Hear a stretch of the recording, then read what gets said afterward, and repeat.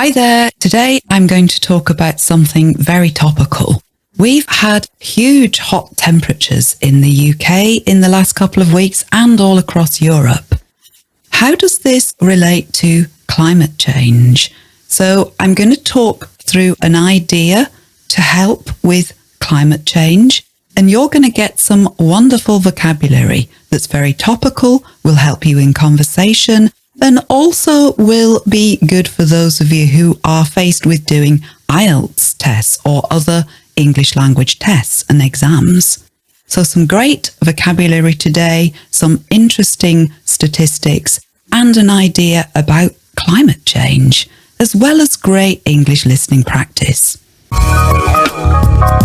Hello, I'm Hilary, and you're listening to Adept English. We will help you to speak English fluently. All you have to do is listen. So start listening now and find out how it works. So, last week in the UK and across Europe, we had extremely hot temperatures. Record-breaking temperatures, actually. That means the highest temperatures that we have recorded before. So 40 degrees in the UK. When it's hot in the UK, we don't have air conditioning, we don't have swimming pools in our gardens, so we just get very hot. That heat was all across Europe, and there are many countries in Europe who are battling serious wildfires as a result of those high temperatures. So the UK Met Office, or Meteorological Office, to give it its full title, that's Meteorological.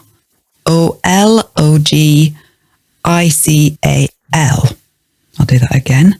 Meteorological, the Meteorological Office. Basically the people who do the weather in the UK. Well, they were commenting that climate change and the rise in temperature across the world makes this type of weather 10 times more likely in their estimation. How much climate change has there been? Well, apparently since pre-industrial times, there has been a 1 degree Celsius rise. It doesn't sound very much, but its implications are great. That rise doesn't sound a lot, but that 1 degree Celsius does make a difference. And of course, as we know, the problem is CO2 or carbon dioxide emissions. We've got the highest levels of CO2 in our atmosphere because of the burning of fossil fuels. So that's coal, oil and gas. This gets trapped in our atmosphere and gives us the so-called greenhouse effect, which has a heating effect on world temperatures. A greenhouse, that's Greenhouse, that is a glass house, and it's what we might use in our gardens to grow plants, so it's necessarily hotter inside the greenhouse than it is outside. Hence we call it the greenhouse effect, this global warming effect. So what climate targets have we set? Well, the UN target is to limit global temperature increases to 1.5 degrees Celsius higher than those pre-industrial levels. So the levels before widespread industry arrived in many parts of the world. This 1.5 degrees Celsius limit was arrived at in the 2015 Paris Agreement.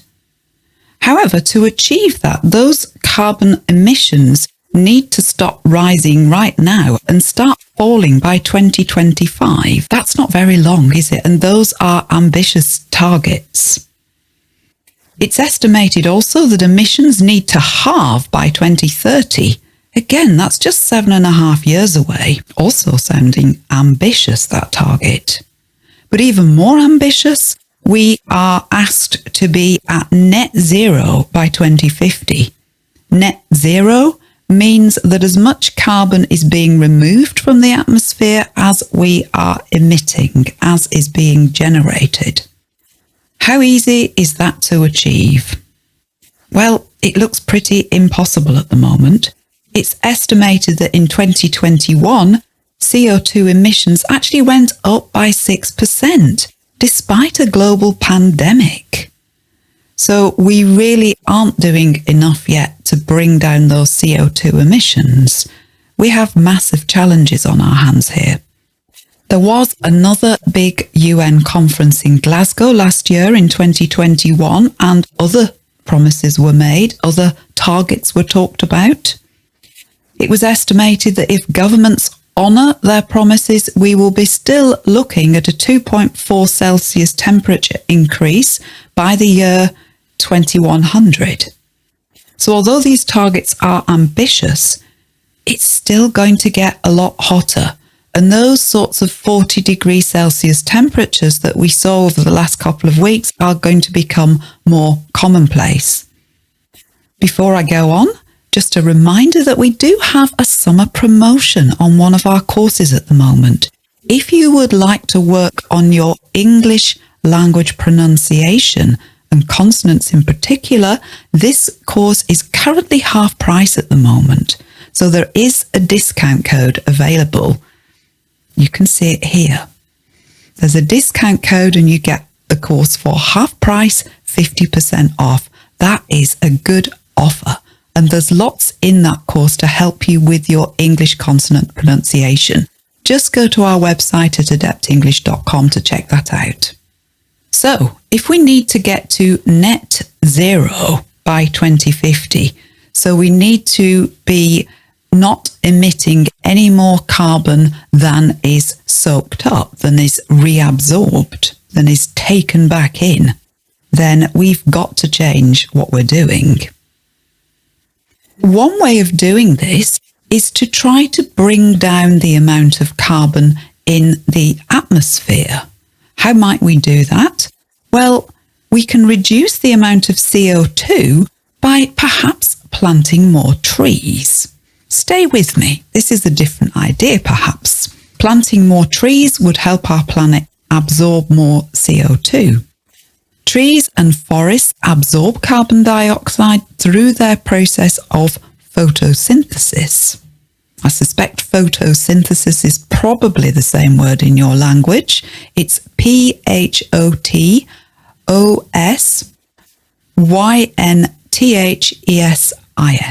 photosynthesis. It's what plants and trees do. And basically they act as stores for carbon dioxide. So when you look at the burning of fossil fuels, what we're doing is releasing long-held carbon dioxide back into the atmosphere. But trees and plants and bushes take it in, and effectively the Earth can become a long-term store for carbon dioxide. So having more plants and trees would help reduce the amount of carbon dioxide in the atmosphere. That's logical, isn't it? It's not such a crazy idea, this, because in 2019, NASA conducted a study into this idea. There's a link in the transcript if you're interested in reading more about the study.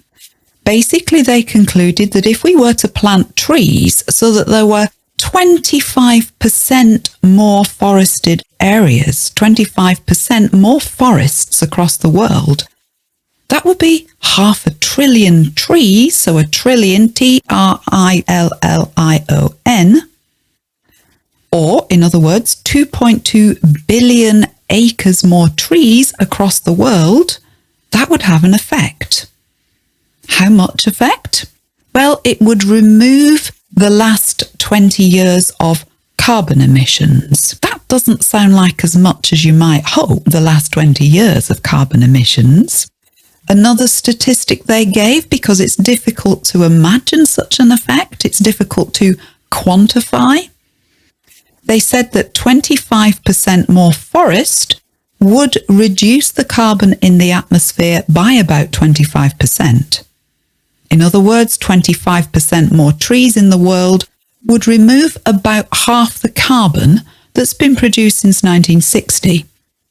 That sounds a bit more encouraging. Planting that many trees sounds to be a huge effort.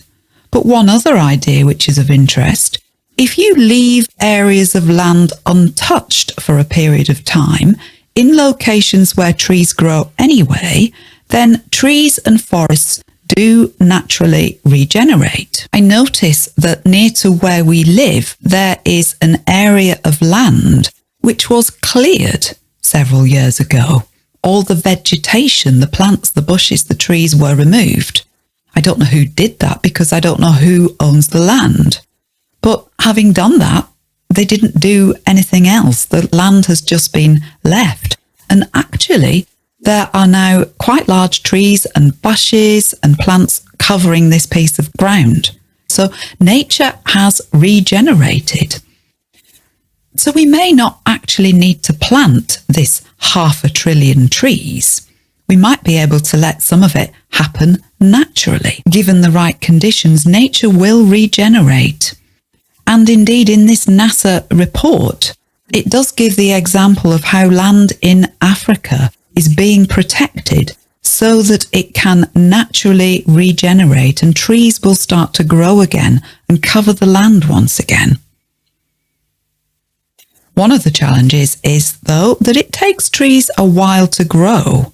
So it can be up to 100 years before an area of forest reaches maturity and reaches its peak at absorbing carbon dioxide. The trees need to be big enough to make a difference and enough of them. Obviously, this depends on the climate that you're in and the type of tree that you're planting or allowing to regrow, regenerate. Some tree types and some areas can be more carbon absorbing than others. Another potential problem with all of this, if we're going to free up the land to enable more trees to grow, how does that match with the need to produce more food? So one of the reasons why deforestation, the removal of trees, has occurred is forests get cleared in order to create ground, land to plant crops on. There's a lot of us on the planet and we need feeding, and that's another problem. So trees are taken down not only for their wood, but to enable the planting of crops and the grazing of animals. I think here we're going to have to look at the way we use land and what we eat and look at more intensive types of farming food, things that are more ecologically sustainable than current farming practices. 25% more forest does sound doable. And although it would be a huge effort and use a lot of land, it does mean a significant reduction in carbon dioxide. It would have a positive effect, but of course it's not enough on its own. We can't just carry on as we are with our carbon emissions. We still need to change the way that we live, but planting trees is an idea worth looking at, I think. Let us know what you think. Let us know whether you found this topic interesting and whether it helped increase your English language vocabulary. Enough for now. Have a lovely day. Speak to you again soon. Goodbye. Thank you so much for listening. Please help me tell others about this podcast by reviewing or rating it. And please share it on social media. You can find more listening lessons and a free English course at adeptenglish.com.